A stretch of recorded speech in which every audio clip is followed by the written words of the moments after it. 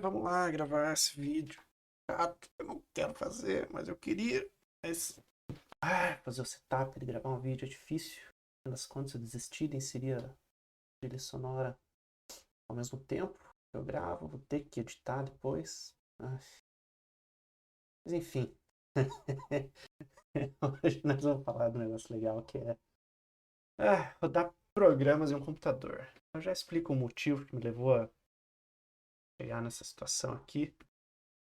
Mas nós vamos falar sobre como de acho roda um programa dentro de um computador. Para isso a gente precisa entender como é que funciona a memória, tá? Olha lá o carro do sonho que está passando ao vivo. Brasil, é nóis. Bom, a memória no computador, ela basicamente... Caramba!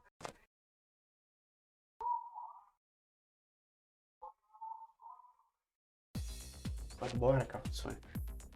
A memória no computador, ela tem um conjunto de endereços, tá? Que eu vou representar aqui numa coluninha. Então, endereços.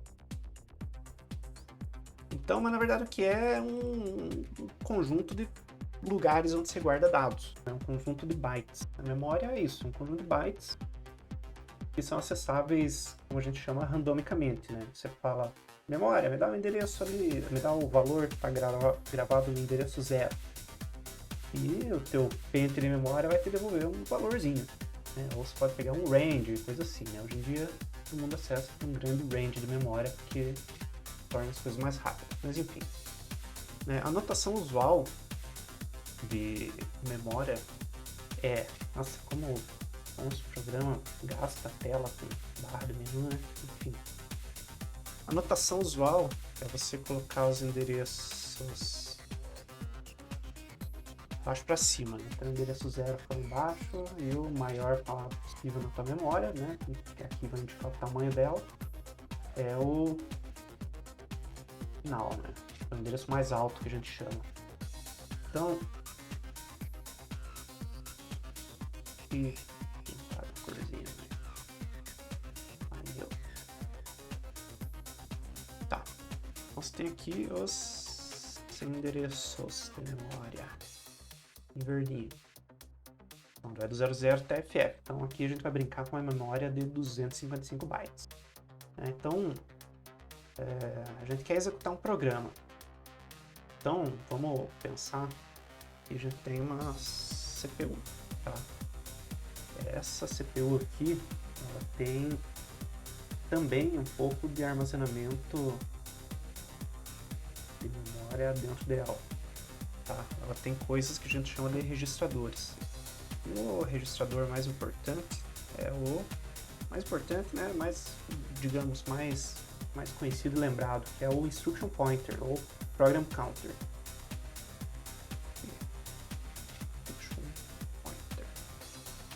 Ele faz, como é que é a execução de um programa, né? Digamos que a gente está aqui num computador hipotético e eu tenho um programa escrito aqui nas minhas, né, meus dados.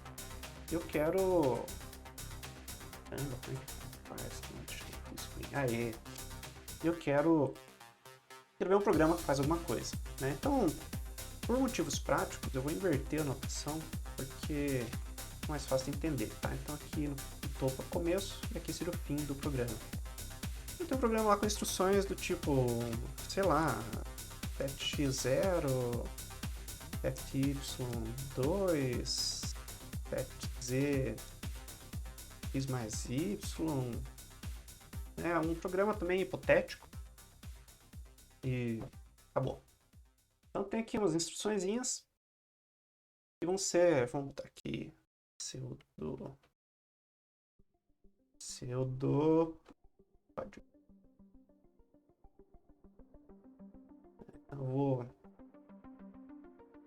vai acabar tendo instruções para fazer cada uma dessas coisas, né?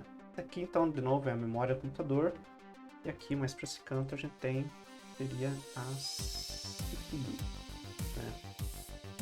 Caramba, troço tira as linhas do meio, porcaria esse livrão assim, tá louco, enfim.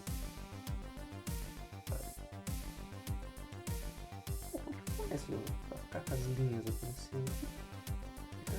Ó, só um pedacinho. Eita. Tem um jeito de mostrar essa linha, um contorno. Aí, tá aí. Então, no começo de vida do programa, o que acontece é que o instruction pointer vai ter valor 0. Ok? Então, e lá, esse cara aqui, a linha no centro. A linha pra cá. Então tá, então o instruction pointer é o ponteiro das instruções, então ele vai estar apontando aqui. Né? O endereço atual do instruction pointer é 0, então ele vai pegar o endereço 0 da memória e vai puxar uma instrução para dentro da CPU. Então você tem que saber que você tem lá a sua memória, né? Você tem em algum lugar um barramento, digamos seja um canal entre uma coisa e outra, e você tem a CPU. Então os dados habitam na memória para serem armazenados como um programa, né? Como um processo no caso. Então até dá para desenhar aqui o ciclo de vida, né? Então do HD ele vai lá para a memória. Esse programinha tosco, não quero. Então você tem lá o programa, né?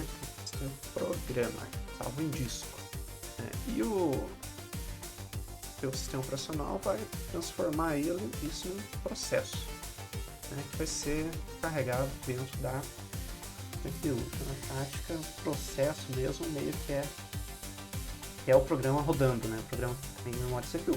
Mas as instruções vão estar aqui, né, na memória. E algumas vão ir para a CPU para serem executadas. Uma coisa importante de você saber é que este processo de transferir da memória para a CPU é lento, muito lento, é extremamente lento, terrivelmente lento. Tá? Todos esses canais aqui, todas as flechas são lentas, né? Carregar do HD é lento. Espero que você tenha assim, um HD Super, Mega Power, SSD, última geração. Ainda assim é lento, porque a memória é mais rápida, e a CPU é muito mais rápida que a memória. Então é por isso que aqui a gente tem aqueles caches, né? L1, daí o L2, às vezes tem o L3, então você tem... o L3 geralmente é compartilhado entre os múltiplos cores, então você tem o L2 que a memória é gigante, né? O L2 é grandão, o L1 já é um pouquinho menor, e a CPU tem ali dentro os seus próprios registradores, né? Que são também valores mais ou menos como em memória. Podem ter tamanho variado, podem ter características variadas, aí é a implementação da CPU em si, né? Mas acontece que de carregar do L1 para a CPU é não tão lento assim. Do L2 para o L1 é lento, da memória para o L2 ou para o L3 é terrivelmente lento e acabou, assim. Carregar a memória é horrível. E é bom saber disso, porque existem daí técnicas de você evitar carregar coisa na memória, que esperançosamente a gente vai cobrir aqui. Mas enfim, então, começo da vida do programa, o instruction pointer está apontando para a instrução 0, certo? Então é colocar 7x0, o teu compilador vai transformar isso aqui numa instrução do tipo load EAX0, um negócio assim. Tá? EAX geralmente é os EBX, ECX, EDX. São registradores de propósito geral que existem dentro da CPU. Então, o compilador sempre vai tentar carregar as coisas nos registradores, especialmente quando fazendo matemática, tá? Operação aritmética, comparação e tudo mais. Na verdade, sim, a CPU só trabalha praticamente nos registradores, né? Mas enfim, nem sempre tem registrador suficiente, né? Então, se a tua função, por exemplo, em C ou em qualquer outra linguagem compilada, ela tem 200 variáveis locais, nem todas vão caber na CPU ao mesmo tempo, né? Então, o programa tem que ficar carregando a memória para a CPU, descarregando a CPU para a memória. Então, essa tua função com 200 variáveis, ela vai tender a ser bem lenta, geralmente, né? Ele sofre bastante penalidade desse carregamento de memória para a CPU. Mas enfim, então o que acontece o teu programa vai carregar o valor 0 dentro do EAX. Por que se chama EAX, né? Eu estou puxando isso aqui das instruções de x86, né? Os CPU Intel e tudo mais, né? Porque em algum momento era A, tá? Registrador A, de uso de propósito geral, né? Então alguém um dia estendeu, virou EA, se não me engano, pode ser que eu esteja enganado. né, que é o Extended A, e em algum outro momento alguém estendeu mais ainda e virou Extended A Extended, um negócio assim, né? Então mas na prática é ABCDE. Até vou chamar de ABC, D, caramba, D. Né? E, enfim, eles guardam valores. Então vai carregar 0 no EAX, aqui após executar essa instrução, a gente vai para a próxima. Então a gente incrementa o program counter, né? Incrementa o ponteiro da instrução e vai carregar a segunda instrução, que provavelmente vai ser um load, né, P2. Vou mudar isso aqui para a gente falar uma linguagem comum. Então, veio para cá e a instrução é coloque o valor 2 no registrador B. Então você tem aqui o registrador B. E incrementa de novo o program counter. Então agora o program counter é 2. E a instrução é pegar e somar o XY e colocar em Z. Provavelmente é uma parada tipo sum C AB. Né? Aqui também é um pseudo assembly, tá? Pseudo, isso aqui varia muito, tem muitas notações, enfim, eu estou dando só um exemplo bem por cima para você ficar familiar caso veja isso no futuro. Mas enfim, você vai somar o A e B e vai colocar no C. Então, vai colocar no C o valor 2, que a gente executou a soma. E feito isso, a gente incrementa o program counter e, sei lá, magicamente aqui, end. E acabou o programa, tá? Então vamos considerar que existe uma mágica aqui para encerrar o programa. Rua barulhenta como hora aí, ó. Desgraça, tá na outra quadra e tá vibrando aqui minha casa. Enfim, então a gente executou um programa que coloca o valor 2 no registrador C. E é isso. O programa é isso. Né? Então a gente, olhando isso aqui, a gente entendeu como funcionam os registradores dentro de uma CPU. Né? A CPU só faz continhas dentro dos registradores e entre eles. Tem uma outra instrução em algumas CPUs que fazem a operação, entre aspas, direto em memória, mas na prática o efeito final é que vai ser o mesmo de ter um registrador, geralmente. Tá? Então a CPU ela tem alguns registradores especiais, às vezes eles são especiais, às vezes a gente transforma eles em especiais por convenção. Ela tem um conjunto de registradores de uso genérico, que é feito para o teu programa usar enquanto ele está fazendo operaçãozinha aritmética, esse tipo de coisa. Né? E tem o instruction pointer, que é o mais essencial para você saber. Mas beleza. Código não é assim, né? Então, muitas vezes a gente tem coisas do tipo chama a função f, passando z. Tá? Opa. O que acontece quando tem um poll? Né? O que rola? Porque a função z tá aqui, né? Vamos botar um label aqui. A função z é simplesmente, sei lá, set w25 e return. Vamos dizer que ela retorna 50 por whatever reason. Então, como que o meu programa pula aqui para o endereço Z, seja ele onde for, e especialmente, porque daí você tem aqui call G e X. Né? Eita, tem que mover esse cara aqui para baixo. Então, outra coisa que vocês já conseguem ver aqui, tem que ter algum jeito, algum padrão da gente organizar a memória, né? Onde eu jogo as instruções das funções, onde eu jogo as instruções da função principal, onde eu jogo a stack, que a gente nem está falando ainda, né? Onde vai cada coisa, né? Aqui eu estou usando um modelo de execução, um modelo de carregamento em memória completamente fantasioso, né? Na prática, isso aqui não é assim que funciona, né? A gente só está fazendo isso por valor didático. Mas bora lá, então eu tenho a função, na verdade é f, né? Função f, eu tenho a função também g, que também ela simplesmente faz um return 250. Então quando eu estou executando o programa, então o meu instruction pointer vai estar correndo, então eu espero o quê? Eu espero seja feita a chamada de F, passando Z como argumento.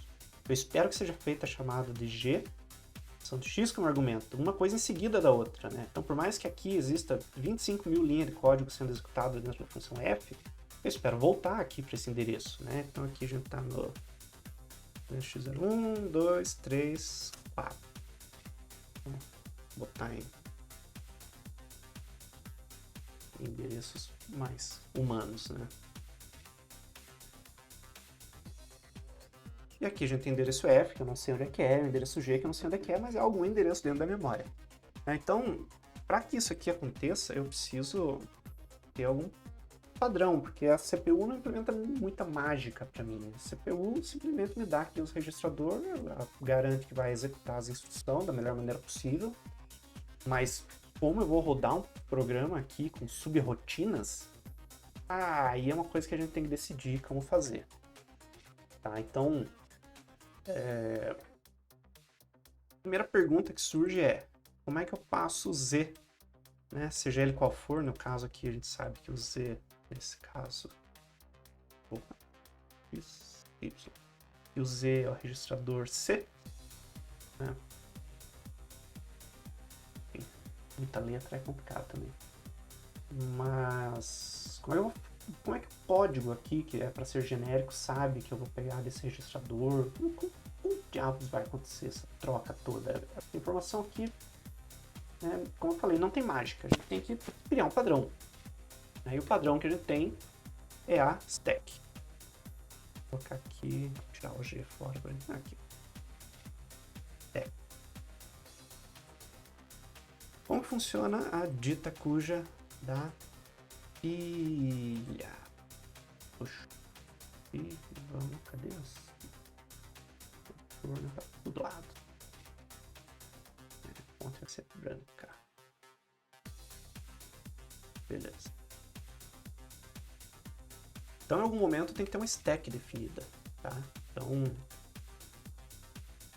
em algum lugar. A stack é uma pilha, né? Igual uma pilha de pratos, né? Você põe um prato, daí você põe outro prato, outro prato, daí quando você quer desempilhar, você tira um prato, tira um prato, tira um prato, né? Então a pilha ele tem um topo e tem um fundo, né? Um final. Considerando que nosso mundo tem gravidade, né? Aqui seria a pilha de pratos, né? Daí quando você vai tirando os pratos, você vai puf, puf, puf, eliminando, né? Até o bottom da stack. Então, os programas geralmente usam uma stack, que é uma estrutura de dados magnífica para esse tipo de coisa, para poder fazer chamadas. Então, uma maneira bem naive de fazer essa chamada aqui que a gente está querendo fazer é o seguinte: a gente vai pegar o registrador Z, vamos, por enquanto, eliminar aqui a chamada, e a gente vai transcrever esse cara aqui. Então, a gente vai dar um push no registrador C. Tá? Então, o registrador C tem o valor 2, a gente vai vir aqui na stack. Eu já vou dizer que o bottom é em cima e o top é embaixo, né? Então a stack é um endereço de memória, né? E os mais espertos vão estar se perguntando assim, tá, mas é mágica, ela tem hardware? Quando falando isso, como eu vou saber que o endereço... Opa, dois textos. Como eu vou saber que o endereço que eu estou colocando aqui vamos dizer que esse aqui é o endereço 500. 502, tá? Ele tá, eu no meu modelo de execução fantasioso, coloquei o bottom nos endereços menores, tá? Como que eu vou saber que é o endereço 500? Né? Como é que eu faço? Bom, em algum lugar eu tenho um stack pointer. Sacou? Então eu gravo lá na CPU o ponteiro da stack. Eu vou dizer tá em 500, tá? Então agora eu sei que agora tem um ponteiro aqui para minha pilha, tá? Que é o SP. Agora eu sei que se eu quiser colocar na pilha, botar essa instrução push, eu tenho um endereço aqui para eu colocar. Então a instrução push, ela sabe que esse registrador aqui, que é especial dentro do CPU, representa um valor de pilha, né? Então, quando você dá um push, o que acontece? Vamos executar essa função aqui, essa instrução aqui do pseudo assim. Push C, então o registrador C com o valor 2, eu vou vir aqui no stack e vou botar o valor 2. E a pilha automaticamente... Programa chato. A pilha automaticamente vai... o stack pointer vai ser incrementado. Então agora o stack pointer aponta para a próxima posição vazia. E é isso. Toda vez que eu dou um push, eu coloco o valor que eu quero, que eu pedi no endereço atual do stack pointer e incremento o stack pointer. E daí o próximo cara que der push eu vou colocar aqui e vou incrementar e vai dando certo até estourar a pilha. Então a primeira coisa que a gente faria seria um push do meu parâmetro, certo? E daí eu vou dar um jump para F. Sei lá onde é. Então esse F aqui, você deve estar se perguntando, tá, mas eu vou colocar F, mas lá dentro da CPU, lá dentro da memória, tudo é número, né? Sim, F, o teu compilador sabe o endereço. Tá? Ou ele sabe calcular em tempo de execução. Mas ele sabe, tá? Então F aqui vai ser o endereço, no caso seria, sei lá, 456. Então ele daria um jump para o endereço 6 nesse caso, né? Mas para propósitos didáticos, a gente vai deixar como jump F e vai vir aqui para esse label F, certo? Então, o jump para um endereço específico. O que o jump faz? Ele altera o instruction pointer. Fala, instruction pointer, agora teu valor é F, que é 6. Então, vou colocar aqui 6. 6. É o label F. Então, beleza, alterei o instruction pointer, depois colocar na pilha. E daí, se a minha função é F, meu procedimento é F, quiser fazer uso desse Z aqui, ele vai procurar na pilha e vai saber, beleza, o VL na pilha é o que eu posso usar como o meu argumento, certo? Então é uma função F que tem um parâmetro Z, e aqui dentro, quando eu estou executando a função, ele é meu argumento de execução. O argumento vai estar na pilha. Só que agora surge um problema, tá? 7W25 a gente já sabe. E vamos lá, hipoteticamente a gente vai botar no registrador D, tá? D vai virar 25. Beleza. Esse aqui é load D25. Tá? Executamos essa instrução aqui e vamos para o return. O que a gente espera com o return? Return 50. A gente espera primeiro que o nosso chamador seja capaz de usar esse valor, e a gente espera que o fluxo de execução volte para o chamador. Lembro que deveria ter um call G. A gente espera que volte, a gente foi chamado no endereço 3, quando eu dou um return lá dentro da função, eu espero voltar para o endereço 4, né, para que o fluxo de execução no meu programa principal permaneça intacto, né, permaneça do jeito que eu espero, né, de cima para baixo, tal, executando, caindo por gravidade. Então, se o instruction pointer estava aqui, agora eu espero que esteja no próximo, né, depois que terminar essa chamada desse procedimento. Então, o return, necessariamente, em algum momento, ele vai dar um jump por 4, certo? Que é onde seria a próxima instrução. Todavia, como ele vai saber, né, esse código aqui da minha função, como ele vai saber que o jump tem que ser no 4? Né? Não pode fixar 4 aqui, porque um monte de outros lugares eu posso chamar essa função. Então, de alguma forma eu também tinha que saber onde é que é o endereço de retorno. Né? E daí surgem os padrões de execução. Por exemplo, no padrão do C, o que a gente faz é empilhar aqui o endereço de retorno, e daí empilhar o argumento 1. Entendeu? Então a gente coloca na pilha o endereço de retorno. Então o que eu faria? Eu jump para... Vou fazer aqui um erro. Então, o return vai fazer o seguinte, vai dar um load.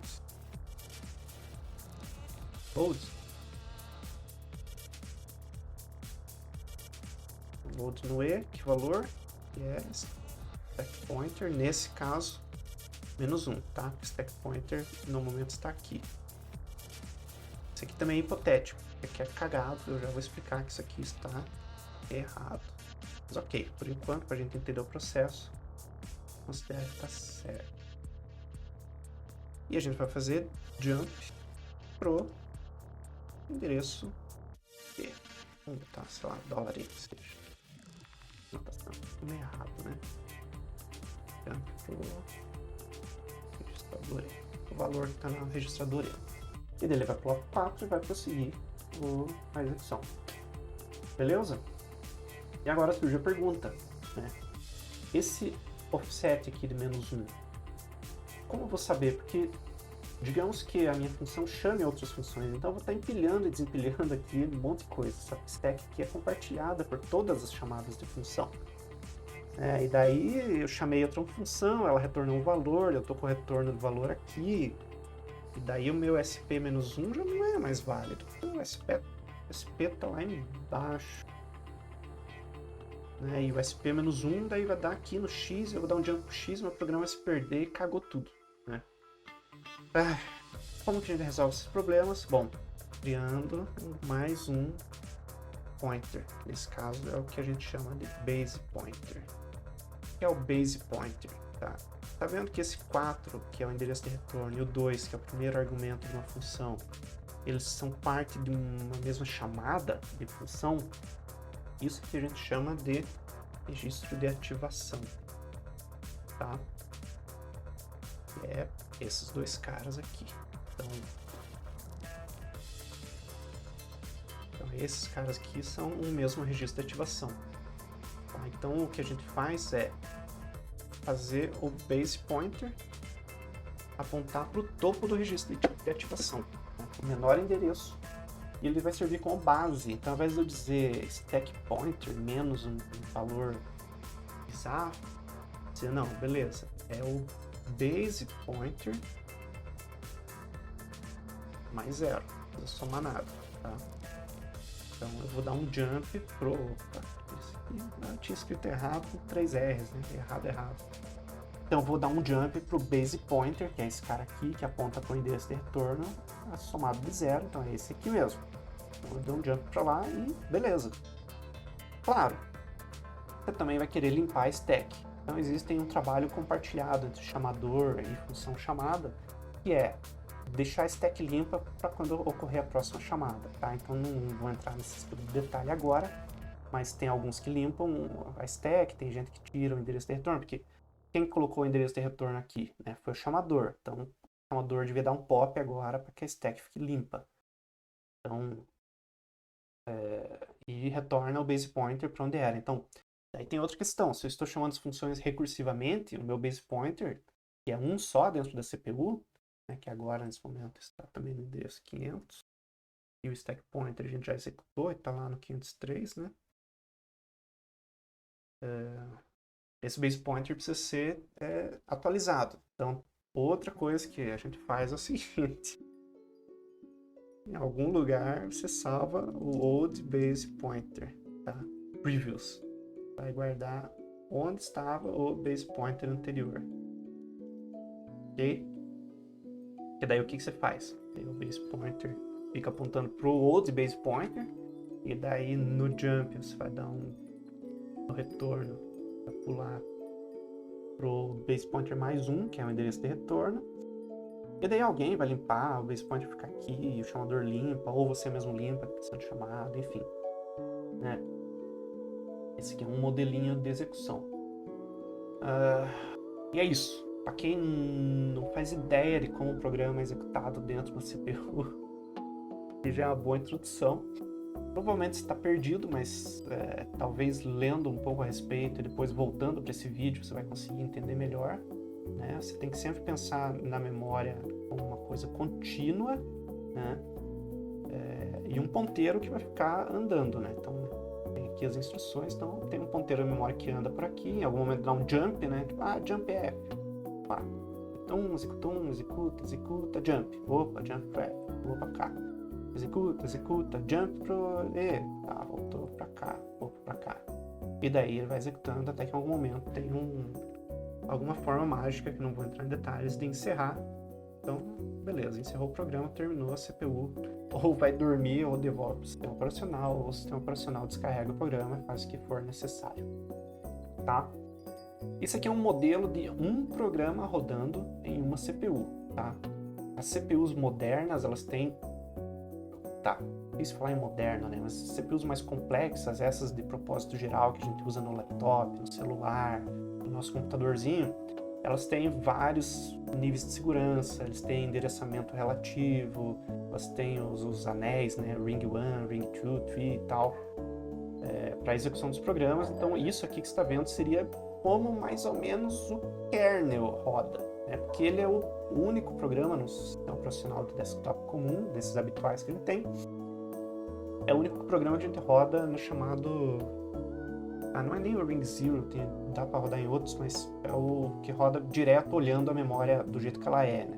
Do jeito que ela é de verdade. Então pense que aqui a gente tem 255 endereços, ou mais, né? Fui lá 500 aqui sem querer. Mas você tem aqui 8 bilhões. 8 bilhões? É 1000. 1 mega é 1 milhão. Giga é 1 bilhão. Você tem 4 a 8 bilhões de endereços para você gerenciar e fazer teus 500 programas, mais as 2.300 abas do teu navegador executarem os programas, rodar direitinho, né? O sistema operacional cuida disso. Mas bem básico isso aqui, eu entrei nisso porque eu quero em seguida falar sobre o modelo de threaded code. Beleza? Isso aí, valeu, até a próxima. Falou.